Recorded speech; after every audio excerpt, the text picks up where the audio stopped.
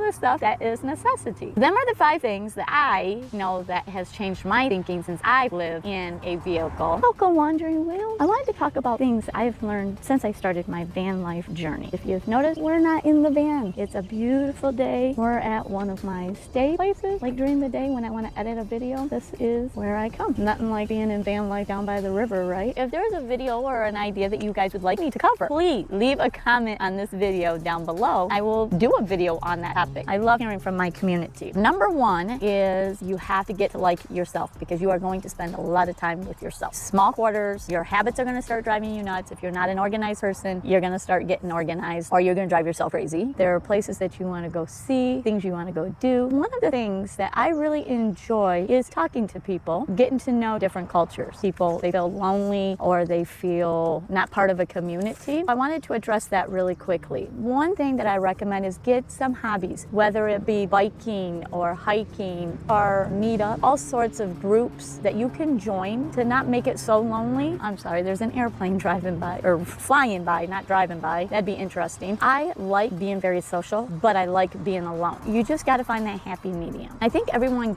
can if they think outside the box. When you're living a nomadic life, think about all the things that you do in the normal sticks and bricks. Think about if you want to continue to do them. There's no rule saying you can't continue doing them. I go dancing to live music. I did that in New Mexico, Arizona, Las Vegas. Every state, you can Google it. We have a wealth of information out there. Just be safe. If you're a man, but if you're a female, you know, there's a lot of drugs that they put in our drinks. Be safe when you go to these places. If you guys want some ideas on how to be safe on doing some of these things, put a comment down below. I would love to do a video about that. Number 2 is downsizing, the limited space, and it really makes you realize what your necessities really are. When you live in a van or a car or a vehicle, from here on out, I'm going to refer to your rig. I have done a minivan, I've done a full high top van, and I've done a car. When you live in your rig, you have to downsize. Your space becomes very precious. If you look around, for example, your closet, the average person wears 20% of the clothing. I love having pictures of my kids. In my sticks and bricks, I had a huge tub full of pictures. I had photo album. Now I'm down to 1 picture frame with a bunch of pictures onto it. You learn to think outside the box. Another thing, everybody has 5 or 15 mugs. In your rig, you don't have that kind of space. Coffee becomes a challenge. I do a mushroom coffee. I have a 12-volt coffee mug that I put it in, and it gets the water boiling hot. Then I mix up my mushroom coffee. It's great. A lot of people do a pour over or a French press. If we're out boondocking, I have a percolator. That works great for normal coffee. You put a little coffee in there and it percolates and it turns out great. Now I am more conscious. If I don't have a place for it, I don't buy it. If it's not multi-use. There are a few things in my van that has one purpose and one purpose only. There are lots of things in my van that has multiple purposes. Like I have pillowcases that store blanket. They're used for cushions. They're used for backrest. I have an ottoman that I use for when I'm editing. I sit on my bathroom stool, not using it, but it's covered. If you guys haven't seen that video, I showed you how I made the bathroom. If I'm eating in the van, if I'm editing videos, if I'm playing cards, that is my seat. I have a pop-up table that is an extra counter space for when I'm cooking, when I'm meal prepping. I use that for my desk. If I'm gonna purchase something, it needs to either have dual purpose, worth the money, and has a home in my van. If it don't fit in my van, I don't buy it. And you know how much money that really does save me? Oh my gosh, it is very freeing to say, oh, that doesn't fit in my van. Move on. The 4th thing, this one is a big one. I look at places in a whole new way. I look at places and I think, would that be a good place to sleep at night?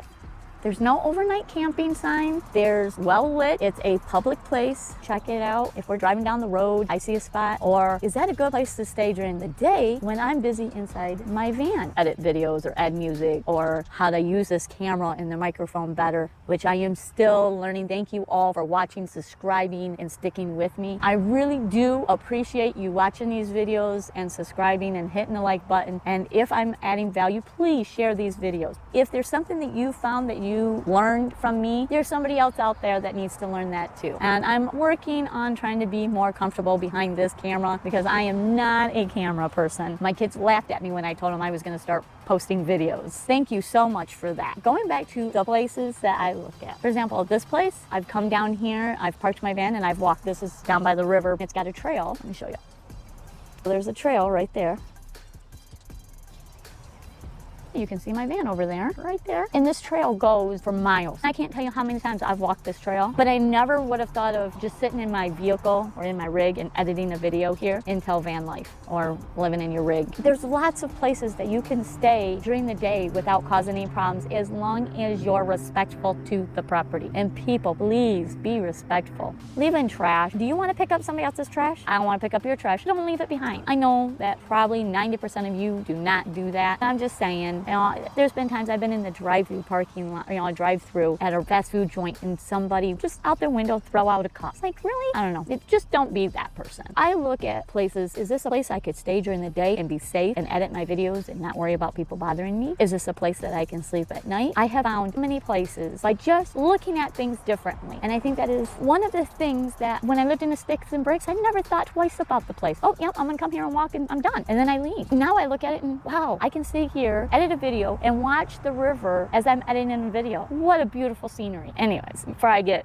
obviously this one is a big one for me. It has changed my perception on a lot of things. Then number 5, let me know if any of these resonate with you, or if you've always thought this way, or if there's another one that you have that really blew your mind from before you were in van life and after, while you're doing van life, it has made you change. But number 5 is I value my rig a lot more. My car used to be my winter beater is what I always called it, even though I used it in the summer and the winter. I have a Camaro. Sometimes I will get that out, but I'll probably be selling that here soon because I'm not going to keep storing it. I plan on going full-time in my rig. I will not be having my Camaro anymore. But back to valuing my van, I bought it inexpensive, but I've put a lot of hard work into it. I've put my soul into this van. Even my Buick, when I put that bed in there, it became my house. And let me tell you what, it had changed the way I looked at my Buick. My Buick, I think I paid $2,000 for it. Then I reached 300,000 miles on that Buick and I did not want to let it go. It was rusting from the bottom up, and we had modified it so I wouldn't put the springs through it. I nickeled and dimed that rig because I had slept in it. I went to California. I put 10,000 miles in 4 months on that rig. Most people put 10,000 miles on a car a year. I put it in 4 months. I lived in that vehicle. I feel the same way about this van. Now I'm a mechanic. I used to look at if cars were easy to work on or hard to work on.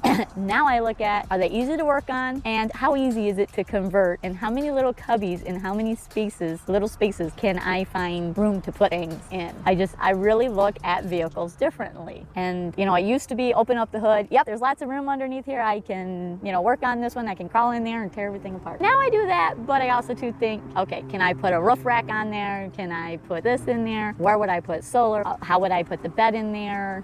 All the stuff that is necessity. Them are the 5 things that I know that has changed my thinking since I've lived in a vehicle. Let me know your thoughts in the comments down below. Now, if you're new to Travel Around Susie, I have a bunch of videos on my channel. Some of them are good and some of them are bad because I'm still learning how to edit. I encourage you to go check them out. I plan on doing a live question and answer video. I need to learn the software to going live, but I plan on doing that. If you guys have any ideas or if you have any questions for me or about van life, make sure you leave them in the comments below. I will use that to start my live. Thank you again for watching. Don't forget to hit that subscribe button right over here, and here will be 2 videos. One will be the one that YouTube thinks you should watch, and this one will be the one that is sort of related to this video.